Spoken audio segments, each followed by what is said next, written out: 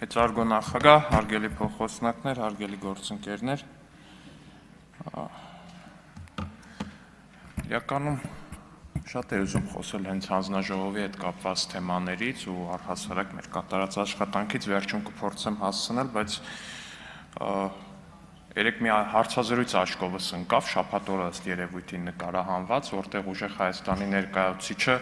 ուղիղ տեքստով ասում է հետևյալը. Բա նորմալ մարդը Սամվել Կարապետյանին թողած կգնա Նիկոլ Փաշինյանի հետևից, հետո ուժեղ Հայաստանի ներկայացուցչին լրագրողը հարցնում է. հա էլի նորմալ մարդը Սամվել Կարապետյանին թողած կընտրի Նիկոլ Փաշինյանին, մարդն է հաստատում, ասում, բա ուժեղ Հայաստանը այսպիսով պետք չէ արդեն առանձնացնել որևիցե մեկին, սա ակնհայտորեն կուսակցության ու դաշինքի դիրքորոշումն է, հարգելի գործընկերներ, փաստացի սրանով աննորմալ է անվանում Հայաստանի Հանրապետության 720,000-ից ավել քաղաքացու։ Այս մարդկանց դիրքորոշումը դա է, այս մարդկանց մոտեցումը դա է, որ նորմալ մարդը ուղղակի չէր կարող չընտրել Սամվել Կարապետյանին։ Նորմալ մարդը պիտի ընտրեր Սամվել Կարապետյանին, իսկ ով էլ որ ընտրել է Նիկոլ Փաշինյանին, այսինքն այդ 720,000 մարդը աննորմալ է այս մարդկանց պատկերացնում։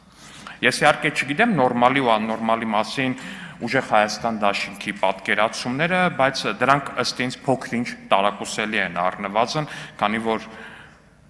երբ որ քաղաքական ուժը առհասարակ մտածում է, որ ինքը կարա 730,000 հոգու աննորմալ անվանի, հարգելի գործընկերներ, թույլ տվեք պնդել, որ դա արդեն իսկ աննորմալ է։ Դուք այստեղ շատ լավ օրինակներ ունեք, օրինակ Հայաստանի Հանրապետության ժողովրդին ժեղ, օխլոս, նմանատիպ բաներ անվանած խմբակցության ներկայացուցիչների։ Էլ ավելի հետաքրքիր ներկայացուցիչներ կան, դրանից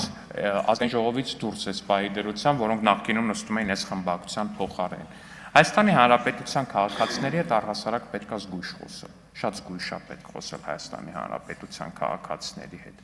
որովհետև հարգելի գործընկերներ, ես չգիտեմ իհարկե դուք որքան կապիտալ, որքան գումար ունեք, բայց թույլ տվեք ձեզ ասել, որ եթե նույնիսկ դուք աշխարհի հարստությունը ունենաք, դա ձեզ թույլ չի տալի Հայաստանի Հանրապետության ժողովրդին վիրավորել։ Դա ձեզ թույլ չի տալի Հայաստանի Հանրապետության քաղաքացուն վիրավորել։ Հատկապես վիրավորել մի բանի համար, որ այդ քաղաքացին չի վաճառվել։ Ինչևէ, շատ խոսվեց հեծի մասին անցած օրերին։ Թույլ տվեք մի քանի բան էլ ես արտահայտեմ հեծի մասին։ Հեծն էլ հոր ռուսական օլիգարխիային է պատկանում, ամենավատ մոնոպոլ կազմակերպությունն է։ Համարյա մարզով մեկ հոսանք չունենք, չնայած նորմալ է դա, նոր բան չի, մութ ու ցուրտ տեսած սերունդ ենք։ Հետաքրքիր միտք է, չէ՞։ Հեսա կասեմ ինչ մասն է։ Երեկվանից մասնավորապես ժամը 22:30-ից Ջերմուկ համայնքի Կեչուտ գյուղում էլեկտրականություն չկա ու հայ էլեկտրական ցանցեր ՓԲ-ն թքած ունի, թե մարդիկ այս սառնամանիքին կցրտահարվեն կամ ինչ պիտի անեն։ Սա առաջին դեպքը չի ու տարվա որ եղանակին ու ժամին ուզում են առանց տեղյակ պահելու անջատում են, որի հետևանքով մարդկանց տեխնիկան է փչացել, օրինակ նոթբուքս։ Երբ պետք է այս ամենաթողությանը վերջ տրվի, չէ՞ որ մենք վճարում ենք տասնապատիկ ավել հեծի մատուցած ծառայությունների դիմաց, իսկ մարդկանց ով է փոխհատուցելու պատճառած վնասի համար, թե մտածում են գյուղերում մարդիկ չեն ապրում ու պետք է միշտ անտեսել, հեծին դատել ու վտարել է պետք։ Պարոն Կարապետյան, մի ընդհատեք, այս մտքերը գիտեք ինչ, պարոն Կարապետյան, մի վարքյան, այս մտքերը գիտեք ինչով են ծանրակշիռ։ Այս միտքը օրինակ գրվել էր 2018 թվականի դեկտեմբերի 28-ին ձեր խմբակցության պատգամավոր Սյուզաննա Ավետիսյանի կողմից։ Հարգելի գործընկերներ, մենք այստեղ ձեզ ասելու բան չունենք, հասկանում եք, հեծի մասով ես չի որ պետքա ձեզ գնահատական տամ, ձեր գնահատականը ձեզ արդեն իսկ տված է ձեր խմբակցության կողմից։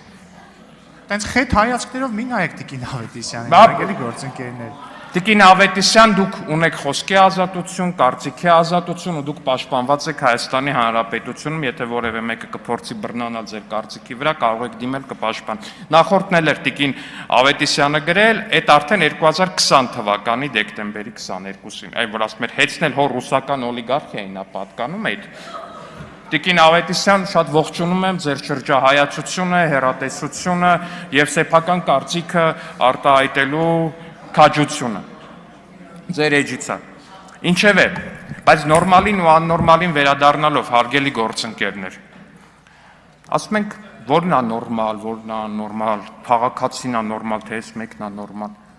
Հարգելի գործընկերներ, 126,000 դրամով ես գիտեք դե Իջևանում եմ ծնվել, բայց Զեյթունում եմ մեծացել, Զեյթունցի եմ, պարոն Գաբրիելյանն է Զեյթունցի եւ կներեք, բայց այս հեծի թեմաներից իմ Զեյթունցու արժանապատվությունը ու մեր թաղի ժողովրդինն էլ շատ վիրավորված է։ Ուրեմն Զեյթունում երբ որ ահռելի պարկինգը 126,000-ով ամսական վարձով եք տվել հեծին պատկանող ու գնացել Մալացիայում 12 միլիոնով վերցրել եք, թող ներեն Մալացիայի մեր գործընկերներ, բայց ես ու պարոն Գաբրիելյանը այդ միտքը մի տեսակ ծանր ենք տանում, էլի։ Այդ երբանից Զեյթունը դարավ 126,000, նույնատիպ բանը Մալացիայում 12 միլիոն։ Հարգելի գործընկերներ, էտա ձեր պատկերացրած նորմալ, ասում մեր գրպանիցը, Ժորժը, էդ ի՞նչ բիզնես մոդել է։ Այսինքն այդ ի՞նչ բիզնես մոդել է, ձեր գրպանիցում գրպանից ուզում ալ, այդ ի՞նչ այդ նորմալ է, այտենց բիզնես են անում առհասարակ։ Այդ որ սիստեմով է տենց, որ դու ունես օրինակ, չգիտեմ, բաժակ, այս բաժակը տալիս ես վարձով 126,000 դրամով, ու մի հատ ուրիշ նույնական համարյա բաժակ վերցնում ես 12 միլիոն դրամով։ Այդ ի՞նչ սիստեմ է։ Այդ նորմալ է առհասարակ, այդ փողերի շարժը նորմալ է, այդ ի՞նչ փողեր է։ Այդ մաքուր փողեր են, այդ ի՞նչ է ժողովուրդ։ Այդ ի՞նչ է։ Ես այդպես բիզնես չգիտեմ որպես այդ։ Ասում եք բանը, ասում ենք Հալիձորի մանկապարտեզի վրա հավելագրումներ է կար։ Ես հա, բացահայտել ենք, հիմա ձեր վախտել ալնում։ Այո, բայց գիտեք տարբերությունը որն է, պարոն Ղազարյան, որ մեր մոտ հիմա որ ելնում է, քանի հատ հաղորդում կա տված ոստիկանություն, դուք տվել եք հաղորդումներ։ Ոստիկանություն հաղորդումներ տվել եք, հեչ մարդ կա, որ այդ գործով գնացել է քրեական վարույթով անցել է։ Ներողություն էլի։ Ներողություն, պարոն Ալեքսան, մի վայրկյան։ Հարգելի գործընկերներ, անընդհատ տեղից արձագանքում եք։ Մի արձագանքեք, դուք ունեք եզրափակիչ ելույթի իրավունք, վերջում կգա, կարձագանքեք։ Ինքը ձեր հետ է խոսում, բայց ձեզնից այս պահին չի ակնկալում արձագանք։ Շարունակեք, պարոն Ալեքսանյան։ Շնորհակալություն։ Նույն Հալիձորի մանկապարտեզի վրա ինչի է ավել փող գրվել։ Որ բանա, այդ փողով ազգային բարերարություն արվել է օրինակ։ Հեչ այդ փողով ինչ բարերարություն արվել է ավել գրած մանկապարտեզ։ Լավ, էդ էլ հլաջանդամ։ Ժողովուրդ 102-րդ ռազմաբազայի վրա եք ավել փող գրել։ Ասենք այն մարդ 102-րդ ռազմաբազայի վրա ժողովուրդ։ Հետո էլ ասում եք խիա Ռուսաստանի հետ հարաբերությունները վատ։ 102-րդ ռազմաբազայի վրա ավել փող եք գրել։ Պարոն Ղազինյան, ձեզ նախազգուշացում եմ այդ պարոն Ալեքսյան, Ղազինյանին նայելով մի խոսեք, ասենք Տիկին Ավետիսյանին նայելով խոսեք, որ չարձագանքի տեղից։ Հետո էլ կասեն հարաբերությունները փչացավ, էս արեց, այն արեց։ Բա սենց ոնց կլինի ժողովուրդ ջան։ Բայց լավ, այս հեծի մասին դեռ շատ ենք խոսել, ինձ թվում է այնուամենայն։ Սիրելի քաղաքացիներ, անցած տարիների ընթացքում հիմա քննարկվում է հենց այն հանձնաժողովի հարցը, որի համակարգման տիրույթում է նաև ենթակառուցվածքների շինարարությունը։ Մենք 4735 կիլոմետր ճանապարհ ենք կառուցել ապրիլի դրությամբ, հիմա այս թիվը միանշանակ շատ ավելի շատ է, 4735 կիլոմետր ճանապարհ։ Ես հիշում եմ օրինակ, երբ որ Ռոբերտ Քոչարյանի բանն էին նկարում, նախընտրական հոլովակն էին նկարում, հպարտորեն մեջ ասում էր, որ 10 տարում կառուցվել է 1000 կիլոմետր ճանապարհ, այն էլ Լինսի հիմնադրամով բանով հիշում եք այն հայտնի պատմությունները, 4735 կիլոմետր ճանապարհ, 1757 կիլոմետր լուսավորություն է անցկացվել ճանապարհային, սիրելի քաղաքացիներ։ Այս ամեն ինչը արվել է ձեր հարկերով, ձեր միջոցներով, բայց այդ ամեն ինչը արվել է ձեր համար։ Այդ ամեն ինչը արվել է նրա համար, որ ձեր երեխաները իմանան, թե ինչ է նշանակում ապրել բարեկեցիկ կյանքով, որ ձեր երեխաները հասկանան, որ հասարակ ասֆալտապատ ճանապարհ ունենալը սեփական գյուղում կամ քաղաքում դա ինչ որ մի չգիտեմ ինչ, տեսնված, չլսված հաճույք չի, այլ դա հասարակ մարդկային կյանքի նվազագույն նորմա, որը պետությունը պետք է ապահովի եւ ինչը հարգելի գործընկերները երկու խմբակցությունների չեն արել իրենց կառավարման 20 եւ ավելի տարիներին, չեն արել, բայց դրա փոխարեն բազմապատիկ աճել է նրանց ընտանիքների կապիտալը, միանշանակ աճել է, անտարակույս աճել է։ Իսկ նույնիսկ հակադարձ համեմատական է եղել Հայաստանի Հանրապետությունում կառուցված ենթակառուցվածքների։ Այս ամեն ինչը մենք արել ենք եւ այս ամեն ինչը մենք շարունակելու ենք անենք։ Իհարկե, այդ ընթացքում կգնան հարգելի գործընկերներ, կգտնեն կառուցվող մանկապարտեզներ եւ կստուգեն արդյոք կառուցվող մանկապարտեզի պատի վրա ներկը բավականաչափ ամուրակապած թե չէ, եւ ես շատ ողջունում եմ այդ գործունեությունը։ Բայց մեր հարգելի գործընկերները պիտի չմոռանան,